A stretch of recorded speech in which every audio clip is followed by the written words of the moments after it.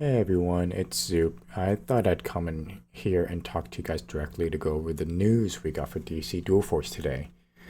In a couple posts, the developers shared with us some surprise patch notes that are live right now, along with some bug fixes.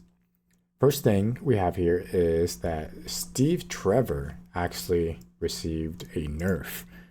He went from being a 2-3 to a 2-2. This nerf is definitely warranted. He's a super strong card that is in every might deck, and even as a 2-2, I anticipate that he's not really going to go anywhere.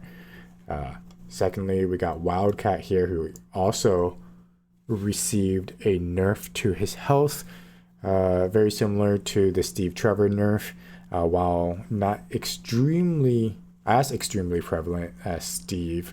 Wildcat was a no-brainer in pretty much every might deck and brought incredible value as a cheap and threatening body with the ability to buff up another recruit, which is no joke. But like Steve, I expect a Wildcat is still going to be played a good amount. Next, here we got Talia Ghul. She is receiving a nerf, which actually is surprising to me, if I'm going to be honest. I don't really remember the last time I've seen Talia on the board and thought that the card was super impressive. That being said, she's being changed from a 5/4 to a 4/4. Don't get me wrong, Talia is a good card as a 5/4 with hidden and the ability to heal leaders. That's definitely no joke. But it just kind of feels out of left field. I don't really think that there was anybody begging for a Talia nerf, but I digress. Next change here is going to be for the Culling. The Culling gets a massive buff in Black Adam decks and now KOs all recruits at 4 power or less instead of 3 power or less. Of course, it's going to hit more of your own units now, but this only helps the decks that it was already being played in, so it's a big W. Energy Blast gets a buff. It goes from dealing 3 damage to 4 damage, which is huge now because it's just a better Whack-A-Man. Both cards are bronze actions that deal 4 damage, but you can target who you want to hit with Energy Blast, and you can hit leaders with Energy Blast, while you can't hit leaders with Whack-A-Man, and you can't target where Whack-A-Man is going. So this really has me scratching my head a bit, but oh well, as a Zatanna player, I love seeing energy support get buffed. Poison Ivy gets a much needed buff in the form of a Savage Vines buff.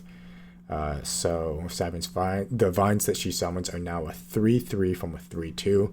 That just makes it so her vines are more survivable, so the odds of them surviving until your draw phase go up.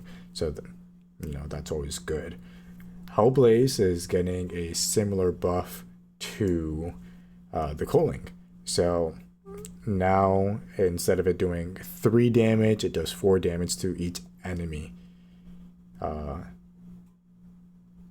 It does 4 damage to each enemy.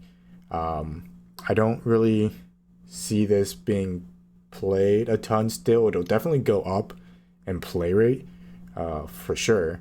But the gold slot in decks is so competitive, and there are so many good gold cards that it's going to be hard to find room for Hellblaze, I think. But I mean, I think we'll definitely see a lot more Hellblaze now, just because more damage across the board is always good, and I wouldn't be surprised if I see some Hellblaze in some of my decks. I probably won't experiment too much with it, but I mean, and again, it's just because the gold slot index is so competitive.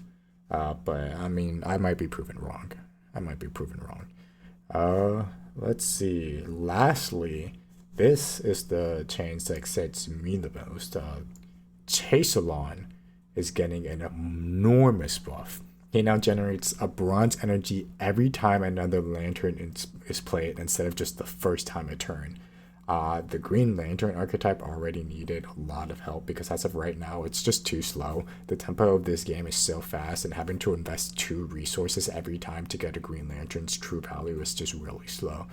And maybe with the buff chase salon, Hal Jorgen's leader ability, the Green Lantern power battery, all these different ways of generating resources, Green Lanterns won't feel as slow, and then you won't feel as bad getting activating their ability off, and maybe they'll be more viable. And we want that. We want every deck in the game to be viable. We don't necessarily need every deck in the game to be meta relevant, but I mean, if somebody really likes Green Lanterns or the Green Lanterns playstyle, they should be able to play it without feeling that they're throwing.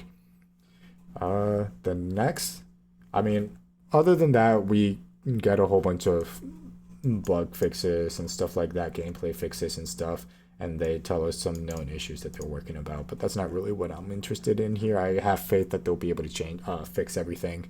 But the next big piece of news comes in this second blog post, the beta status update August 4th, where they tell us that on August 8th, which is this next coming Tuesday, a new comic will become playable. And the rewards for this comic, which is, what most of us here are looking forward to, new cards, is the Bursting Boom Tube. So it's just more Tyranny supports. The Bursting Boom Tube here, it says summons parademons in your empty spaces. So I'm assuming it's just you play 1 silver, and every single one of your spaces that doesn't already have a recruit has a 1/1 parademon. And parademons, say Parting Shot, give your other parademons 1 power. So you can do really interesting things like bursting boom tubes, and then next turn when they get rid of their fatigue, you attack with 1 parademon, it dies, and then you attack the next parademon has 2 damage, and then you attack with that one, it dies, and then the next one has 3 damage, and it's just this kind of cascading domino effect. So maybe it's good, maybe it's not, but we'll see. Then last probably big important tidbit that we got from these 2 blog posts is that they're saying that starting next Tuesday, which is going to be the day that we get our comic, they will be delivering weekly patches, which will be a mix of new content. So that's kind of like the comics, bug fixes, user experience adjustments, card balance improvements, and new features. So that means that the content drought era is officially over. That's all the news we got, but it's some pretty huge news, and I don't know what else to say other than it's a good time to be a DC Dual Force player. That's all I have. Don't forget to like, comment, and subscribe, and I will see you on the next one.